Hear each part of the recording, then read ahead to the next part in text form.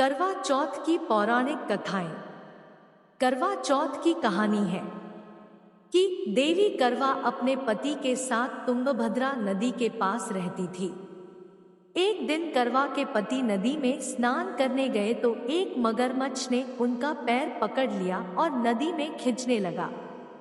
मृत्यु करीब देखकर करवा के पति करवा को पुकारने लगे। करवा दौड़कर नदी के पास पहुंची और पति को मृत्यु के मुंह में ले जाते मगर को देखा। करवा ने तुरंत एक कच्चा धागा लेकर मगरमच्छ को एक पेड़ से बांध दिया। करवा के सतीत्व के कारण मगरमच्छा कच्चे धागे में ऐसा बंधा कि टस से मस नहीं हो पा रहा था। करवा के पति और मगरमच्छ दोनों के प्राण संकट में फंसे थे। करवा ने यमराज को पुकारा और अपने पति को जीवनदान देने और मगरमच्छ को मृत्युदंड देने के लिए कहा। यमराज ने कहा, मैं ऐसा नहीं कर सकता क्योंकि अभी मगरमच्छ की आयु शेष है और तुम्हारे पति की आयु पूरी हो चुकी है। क्रोधित होकर करवा ने यमराज से कहा, अगर आपने ऐसा नहीं किया तो मैं आपको शाप दे दूंगी। सती के शाप से भयभीत होकर यमराज ने तुरंत मगरमच्छ को यमलोक भेज दिया और करवा के पति को जीवन दान दिया।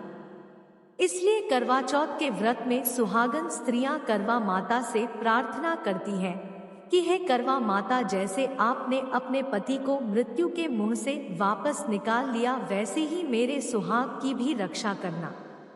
करवा माता की तरह सावित्री ने भी कच्चे धागे से अपने पति को वट वृक्ष के नीचे लपेट कर रखा। कच्चे धागे में लिपटा प्रेम और विश्वास ऐसा था कि यमराज सावित्री के पति के प्राण अपने साथ लेकर नहीं जा सके।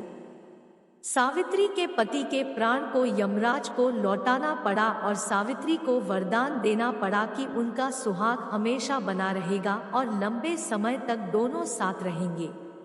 एक गांव में एक साहूकार के 7 बेटे और एक बेटी थी। सेठानी ने 7 बहुएं और बेटी सहित कार्तिक कृष्णा चौथ को करवा चौथ का व्रत किया। साहूकार की लड़की को उसके भाई बहुत प्यार करते थे, उसको साथ लेकर खाना खाते थे। भाइयों ने बहन को खाने के लिए बोला तो बहन भाइयों से बोली, भाई आज तो मेरे करवा चौथ का व्रत है, इसलिए आज जब चांद उगेगा तब चांद के अर्घ्य देकर खाना खाओगी। भाइयों ने चांद उगने का इंतजार किया पर चांद नहीं दिखा। व्याकुल होकर उन्होंने एक उपाय सोचा कि ऐसे तो बहन भूखी रहेगी, इसलिए एक भाई ने दीपक लिया। एक ने चलनी ली और पहाड़ी पर चढ़कर दीपक जलाकर चलनी लगा दी। दूसरे भाइयों ने संकेत मिलते ही बहन से कहा, बहन चांद दिख गया। तब बहन ने अपनी भाभियों से कहा, भाभी चांद दिख गया, चांद देख लो। तो भाभी बोली, ये तो आपका चांद दिखा है, हमारा चांद तो रात में दिखेगा। बहन ने अपने भाइयों पर विश्वास कर चांद को अर्घ्य देकर खाना खाने बैठी। पहले ग्रास में बाल आया, दूसरा ग्रास खाने लगी तो ससुराल से बाई को लेने वाले आ गए और बोले, बेटा बहुत बीमार है, बहू को भेज दो। माँ ने जैसे ही कपड़े निकालने के लिए बक्सा खोला तो काले नीले व सफेद वस्त्र ही हाथ में आए। माँ ने एक सोने का सिक्का पल्ले के बांध दिया और बोली, रास्ते में सबके पावन छुती जाना और जो अमर सुहाग की आशीष दे उसे देना। सारे रास्ते पावन छुती गई पर किसी ने अमर सुहाग की आशीष न दी। ससुराल के दरवाजे पर 8 साल की जेठुती खड़ी थी। उसके पावन छूने पर वह बोली कि सीली हो सपूती हो, 7 पूत की माँ हो।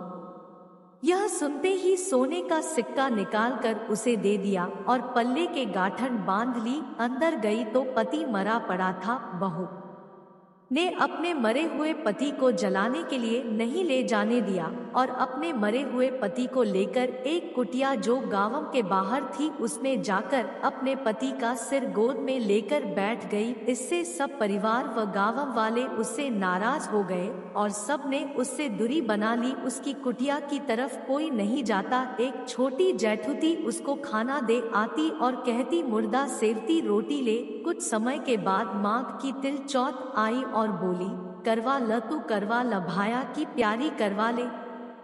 दिन में चांद उगानी करवा ले। तब वह चौथ माता के पाँव पकड़ के बैठ गई है।